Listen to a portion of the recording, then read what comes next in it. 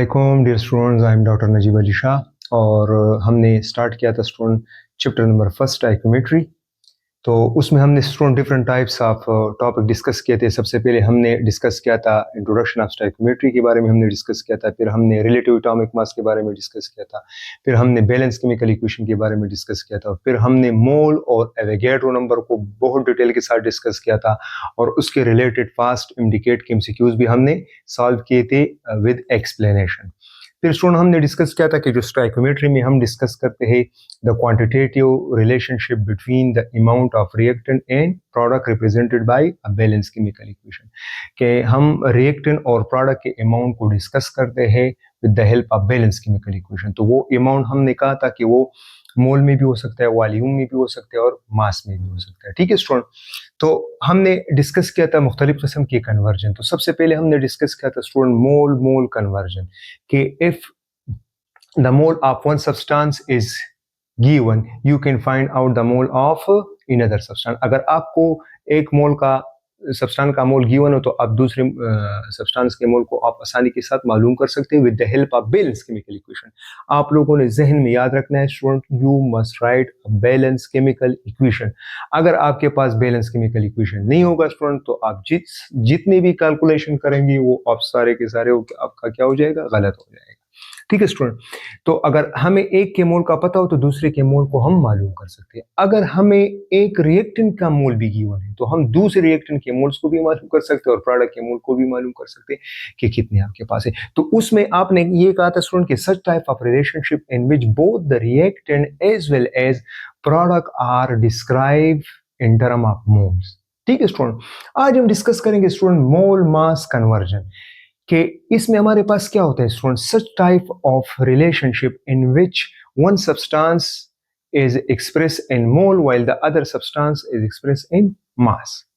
ठीक है, या आप देखें स्टूडेंट, अगर आपसे ये भी कह सकते हैं कि if the mole of one substance is given you can find out the mass of one substance, या if the mass of one substance is given you can find out the mole of another substance. ये आप conversion आसानी के साथ कर सकते हैं कि अगर आपके पास मास गिवन हो तो उसके बेस पे आप क्या कर सकते हैं, नंबर ऑफ मोल मालूम कर सकते हैं। अगर आपके पास एक सब्सटेंस के नंबर ऑफ मोल्स गिवन है तो उसके बेस पे आप उसके मास को क्या कर सकते हैं, मालूम कर सकते हैं with the help of balance chemical equation. तो सबसे पहले स्टूडेंट इसमें हम क्या करते हैं कि if the mole of one substance is given,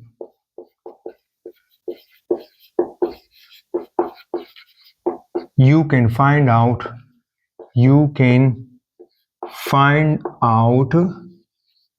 the mass of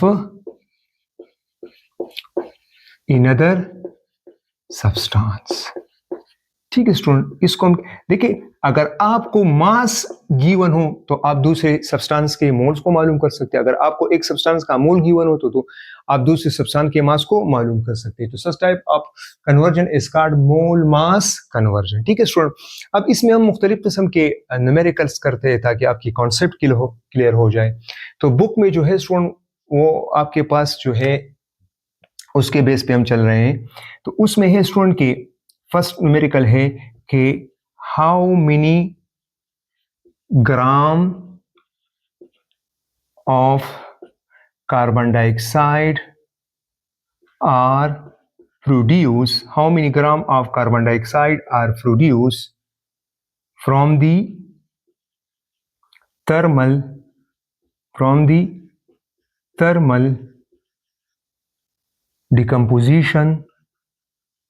thermal decomposition of 8.8 moles of zinc carbonate ZnCO3। ठीक है स्टूडेंट, ये आपके पास है। तो सबसे पहले स्टूडेंट हमने क्या लिखना है student, first of all you should write a balance chemical equation. ठीक है स्टूडेंट, तो अगर हम देखें स्टूडेंट, जरा यहां पे देख ले कि हमारे पास आपके पास जिंक कार्बोनेट है ZnCO3। जब इसको स्टूडेंट क्या करेंगे, हम हीट करेंगे तो आपके पास क्या बनेगा, जिंक ऑक्साइड बनेगा प्लस कार्बन डाइऑक्साइड बनेगा आपके पास। ठीक है स्टूडेंट, तो अब the moles of one substance is given and you should ask to find out the mass of another substance. तो such type of conversion is called mole mass conversion.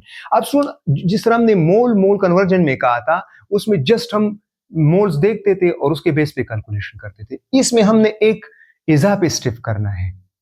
ठीक है student, इसमें तो हमने या क्या करना है, मास को मोल में कन्वर्ट करना है या मोल को हमने मास में कन्वर्ट करना है। ठीक है स्टूडेंट, तो अब आपसे क्या पूछा जा रहा है स्टूडेंट कि अच्छा, सबसे पहले student you must write a balance chemical equation. तो यहाँ पे अगर जिंक 1 है तो यहाँ पे भी जिंक 1 है, यहाँ पे कार्बन 1 है, यहाँ पे भी कार्बन 1 है, यहाँ पे ऑक्सीजन 3 है और यहाँ पे 1 और 2 क्या है, 3 है।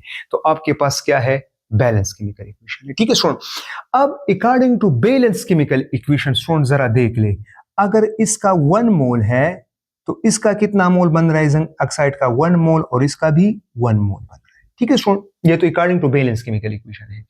अब स्टूडेंट ZnCO3 का आपको गिवन है, मोल्स कितना गिवन है स्टूडेंट, 8.8 मोल्स गिवन है। और आपसे पूछा जा रहा है कि भाई ZnCO3 का जब आपके पास 8.8 मोल्स होगा तो बता दो कार्बन डाइऑक्साइड का मास कितना होगा, ये आपने मालूम करना है। ठीक है स्टूडेंट, तो हमें पता है स्टूडेंट कि सबसे पहले हम क्या करेंगे, कार्बन डाइऑक्साइड के मोल्स को हम मालूम करेंगे। कार्बन डाइऑक्साइड के मोल्स को हम क्या करेंगे, मालूम करेंगे। ठीक है स्टूडेंट, और उसके जो मोल को हम मालूम करेंगे स्टूडेंट, वो इसके बेस पे हम करेंगे। हमें पता है स्टूडेंट कि आपके पास मोल का फार्मूला क्या है, N is equal to mass in gram divide by molar mass है आपके पास। ठीक है स्टूडेंट, तो सबसे पहले हम क्या करेंगे स्टूडेंट, सबसे पहले हम क्या करेंगे स्टूडेंट, हम इसके कार्बन डाइऑक्साइड के सबसे पहले हम मोल्स को मालूम करेंगे। ठीक है स्टूडेंट, तो हमें पता है, देखिए Zn zinc carbonate ZnO plus आपके पास क्या बनेगा, कार्बन डाइऑक्साइड। तो अब जरा देख ली स्टूडेंट, अगर इसका 1 मोल है तो इसके कितने मोल है, इसके 1 मोल है, कार्बन डाइऑक्साइड के कितने मोल बन रहे हैं, 1 मोल बन रहा है। अब अगर इसके 8.8 मोल्स है स्टूडेंट, तो बता दो कार्बन डाइऑक्साइड के कितने मोल्स होंगे, 8.8 मोल्स होंगे। अंडरस्टूड बात है, अगर इसका 1 मोल है तो इसके 1 मोल प्रोड्यूस हो रहा है, अगर इसका 10 मोल होगा तो इसके 10 मोल्स प्रोड्यूस होंगे, अगर इसके 100 मोल होंगे तो इसके 100 मोल प्रोड्यूस होंगे। अब आपसे पूछा जा रहा है कि भाई 8.8 मोल्स में कार्बन डाइऑक्साइड का मास क्या होगा, तो सबसे पहले हमने कार्बन डाइऑक्साइड के नंबर ऑफ मोल्स मालूम करने, फिर हमने उस मोल्स को किस में कन्वर्ट करना है, मास में कन्वर्ट करना है। ठीक है स्टूडेंट, तो अगर हमारे पास ZnCO3 के 8.8 मोल्स हो तो हमारे पास स्टूडेंट कार्बन डाइऑक्साइड के कितने मोल होंगे, it will produce 8.8 moles of carbon dioxide. ठीक है स्टूडेंट, अब हमें पता है कि मोल का फार्मूला क्या है, मास डिवाइड बाय मोलर मास। अब हमने क्या मालूम करना है student, mass of carbon dioxide मालूम करना है, तो हमने मोलर मास से क्या करना है, दोनों साइड से मल्टीप्लाई करना है, ये दोनों कट हो जाएंगे। Mass is equal to student number of mole multiply by molar mass of carbon dioxide. तो जरा देख ले स्टूडेंट, यहाँ पे मास क्या होगा, m is equal to number of mole कितने कार्बन डाइऑक्साइड के, 8.8 है स्टूडेंट, और कार्बन डाइऑक्साइड का मोलर मास क्या है, 44 है स्टूडेंट। तो चलो 8 स्टूडेंट, तो जब 8.8 को आप किससे मल्टीप्लाई करोगे स्टूडेंट, 44 से करोगे, तो आपके पास आएगा स्टूडेंट 387.2 ग्राम आएगा जब आप कैलकुलेटर के साथ करोगे। ठीक है स्टूडेंट, तो इसका मतलब है कि जब जिंक कार्बोनेट के 8.8 मोल्स होंगे तो बता दो कार्बन डाइऑक्साइड का कितना मास प्रोड्यूस होगा, तो वो कितना होगा, 387.2 ग्राम प्रोड्यूस होगा। ठीक है स्टूडेंट, तो सबसे पहले आपने क्या करना है स्टूडेंट, आपने बैलेंस केमिकल इक्वेशन लिखना है, फिर उसमें आपने देखना है कि भाई आपको मास गिवन है या मोल गिवन है। एक क्वांटिटी आपको मास में देगा तो दूसरी क्वांटिटी आपको आपसे मोल में पूछा जा सकता है। ठीक है स्टूडेंट, अगर आपको मोल में गिवन है तो दूसरे सब्सटेंस का मास आपसे पूछा जा सकता है। ठीक है स्टूडेंट, अगर एक का मास दिया है दूसरे का मास आपसे पूछा जाता है तो वो तो फिर मास मास कन्वर्जन होगा, यहाँ पे तो मोल मास है, अगर एक मोल में है तो दूसरा आप मास रिक्वायर्ड होगा, अगर मास में गिवन है तो दूसरा आपके पास क्या हो सकता है, मोल रिक्वायर्ड हो सकता है। ठीक है स्टूडेंट, सर हमने कहा कि आपकी जिंक कार्बोनेट है, जब इसको हम हीट करेंगे तो जिंक ऑक्साइड बनेगा और कार्बन डाइऑक्साइड, तो कह रहे हैं कि अगर इसके 8.8 मोल्स इसके क्या हो जाए, डिकम्पोज हो जाए या यूज हो जाए तो बता दे इस कार्बन डाइऑक्साइड का मास कितना होगा। देखिए ना, how many gram of carbon dioxide produce, किसके थर्मल डिकम्पोजिशन से, 8.8 mole of thermal decomposition of zinc carbonate से कितना मास ऑफ कार्बन डाइऑक्साइड बनेगा। तो हम कहेंगे कि इसका 1 मोल है तो इसका 1 मोल है, अगर इसका 8.8 मोल है तो इसके कितने बन रहे, 8.8 मोल कार्बन डाइऑक्साइड के बन रहे। अब हमने क्या मालूम करना है, मास मालूम करना है। तो हमें पता है कि नंबर ऑफ मोल का फार्मूला क्या है, given mass divide by molar मास। अब हमने मास मालूम करना है तो मास इज इक्वल टू, आपने मोल को किस में देखो, तो अब यहाँ पे आपने मोल्स को किस में कन्वर्ट कर दिया, मास में कन्वर्ट कर दिया। ठीक है स्टूडेंट, तो ये आपके पास 387.2 ग्राम आएगा। अच्छा, दूसरा स्टूडेंट एग्जाम्पल करते हैं। चलो दूसरा एग्जाम्पल करते हैं कि अब मैं आपसे पूछा जाता हूं कि मोल्स के बारे में पूछा कि how many moles of NaCl are produced, how many moles of NaCl are produced from the 15.5 gram of HCl according to neutralisation reaction. ठीक है स्टूडेंट, तो न्यूट्रलाइजेशन रिएक्शन क्या होता है, देखिए आपके पास एसिड और बेस आपस में रिएक्शन करते हैं स्टूडेंट, और आपके पास क्या बनता है, NaCl और प्लस वाटर आपके पास बनता है। ठीक है स्टूडेंट, तो अब क्वेश्चन में क्या पूछा जा रहा है स्टूडेंट, मोल्स ऑफ NaCl आपसे पूछा जा रहा है, मोल्स ऑफ NaCl मालूम करे, और यहाँ पे HCl का मास कितना गिवन है स्टूडेंट, 15.5 ग्राम गिवन है। So if the mass of one substance is given, you can find out the moles of another substance. Mole mass conversion है, मास मोल कन्वर्जन। तो यहाँ पे हमारे पास मोल गिवन था, हम क्या मालूम कर रहे थे, मास मालूम कर रहे थे स्टूडेंट। यहाँ पे हमें मास गिवन है और हम क्या मालूम कर रहे हैं, दूसरे सब्सटेंस का मोल्स मालूम कर रहे हैं। तो सबसे पहले स्टूडेंट हमने क्या करना है, देखिए यहाँ पे आप लोगों ने क्या करना है स्टूडेंट, अगर मास गिवन है तो आप उस मास को डायरेक्ट मोल्स में कन्वर्ट करें। ठीक है स्टूडेंट, या अगर आपको मतलब मास गिवन है तो आपने सबसे पहले क्या करना है, उसके मोल्स मालूम करना है। ठीक है स्टूडेंट, अगर मोल्स दिए आपके पास तो आप मोल्स को भी मास में क्या कर सकते, कन्वर्ट कर सकते। अब देखो, अब यहाँ पे हमारे पास ये HCl के 15.5 ग्राम इसका मास है, तो सबसे पहले हम HCl की क्या करेंगे, HCl का हम क्या मालूम करेंगे, HCl का हम क्या मालूम कर रहे हैं, HCl का हम क्या मालूम करेंगे स्टूडेंट, नंबर ऑफ मोल्स। तो हमें पता है स्टूडेंट कि नंबर ऑफ मोल के लिए फार्मूला क्या है स्टूडेंट, उसके लिए ये है कि N इज इक्वल टू, तो number of mole of HCl क्या हो जाएंगे, आपके पास क्या है, HCl का मास कितना गिवन है, 15.5 ग्राम है स्टूडेंट। मोलर मास HCl का क्या है, 36.5 ग्राम स्टूडेंट। तो ग्राम ग्राम कैंसिल हो जाएगा, आपको जब आप 15.5 को 36.5 से क्या करेंगे स्टूडेंट, डिवाइड करोगे तो आपके पास क्या आएगा, 0.425 मोल्स आपके पास आएंगे। ठीक है स्टूडेंट, तो अब हमने क्या किया, HCl के मोल्स मालूम करते हैं। ठीक है स्टूडेंट, तो अब जरा देख ले कि HCl प्लस NaOH, ठीक है स्टूडेंट, तो आपके पास NaCl प्लस H2O हो गया। ठीक है स्टूडेंट, तो अब हमने मालूम किए HCl के भाई कितने मोल्स है, कितने मोल्स है, अगर इसके 15.5 ग्राम से कितने मोल्स आ रहे हैं, 0.425 मोल्स आ रहा है स्टूडेंट। ठीक है, तो according to balance chemical equation student, अगर इसका 1 मोल है तो इसके कितने मोल बन रहा है, 1 मोल बन रहा है। अगर इसके 10 मोल है तो इसके कितने मोल बनेंगे, 10 मोल बनेंगे। अगर इसके 100 मोल है तो इसके कितने बनेंगे, 100 मोल बनेंगे, क्योंकि this will be a reference point.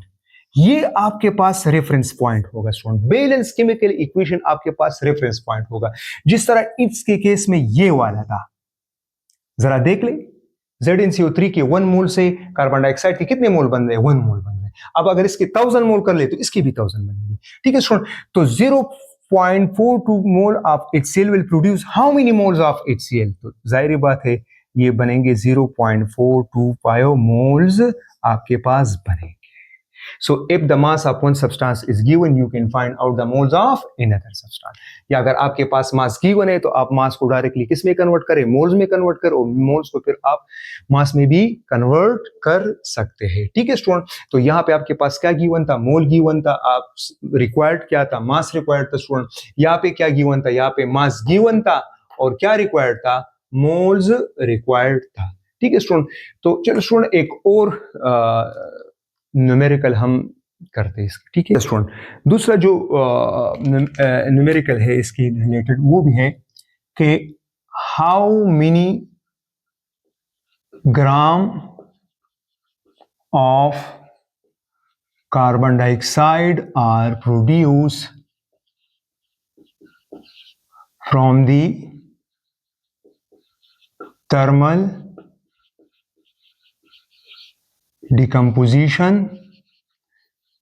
decomposition of 6.5 moles of calcium carbonate. ठीक है स्टूडेंट, तो सबसे पहले हम क्या काम करेंगे स्टूडेंट, सबसे पहले हम write down balance chemical equation. कह रहे कि अगर हमारे पास कैल्शियम कार्बोनेट है, इसको जब हम हीट करते हैं तो इससे हमारे पास बनता है calcium oxide plus carbon dioxide. अब आपसे क्या पूछा जा रहा है स्टूडेंट, लिसन केयरफुली, आपसे पूछा जा रहा है कि भाई इसके मोल्स कितने हैं, 6.5 मोल्स। ठीक है, तो बताइए अगर कैल्शियम कार्बोनेट को जब हम हीट करते हैं और कितना हीट करते, कितने मोल्स हीट करते हैं, 6.5 मोल, तो बता दो कार्बन डाइऑक्साइड के कितने मास इन ग्राम प्रोड्यूस होगा, कितना मास इन ग्राम प्रोड्यूस होगा।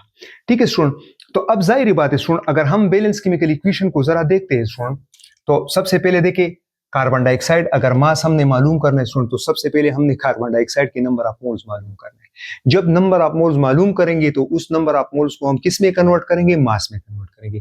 तो जरा देख ले स्टूडेंट, अगर कैल्शियम कार्बोनेट का 1 मोल होगा तो बता दो कार्बन डाइऑक्साइड के कितने मोल बनेंगे, according to balance chemical equation 1 mole बनेंगे। लेकिन अगर आपके पास कैल्शियम कार्बोनेट के 6.5 मोल्स होंगे तो बता दो कार्बन डाइऑक्साइड के कितने मोल बनेंगे, वो बनेंगे 6.5 मोल्स ऑफ कार्बन डाइऑक्साइड बनेंगे। ठीक है, अब हमारे पास मोल्स ऑफ कार्बन डाइऑक्साइड आ गया स्टूडेंट, तो अब हम क्या करेंगे, मास कैसे मालूम करेंगे, mass is equal to number of mole multiply by molar mass of carbon dioxide. तो mass of carbon dioxide is equal to number of moles कितने स्टूडेंट, 6.5 मोल्स है कार्बन डाइऑक्साइड के। ठीक है student, multiply by carbon dioxide का molar mass क्या है student, वो 44 ग्राम है।